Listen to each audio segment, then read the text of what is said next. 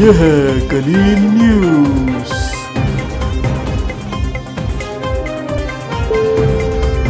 कराची मवेशियों गाय बैल में स्किन की बीमारी लंपी फैलने लगी। शहरी दूध और गोश्त इस्तेमाल करने से इज्तनाब करें। मार्केट में मुज़र सेहत गोश्त फ़रोख्त होने का इंकशाफ।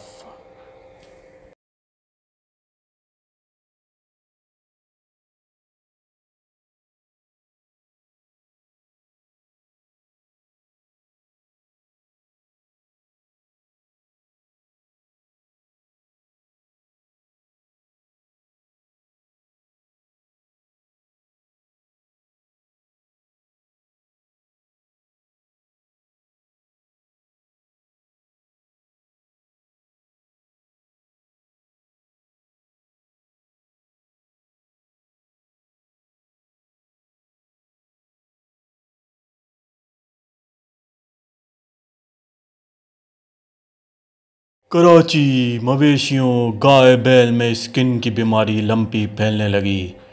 शहरी दूध और गोश्त इस्तेमाल करने से इज्तनाब करें। मार्केट में मुज़र सेहत गोश्त फ़रोख्त होने का इंकशाफ।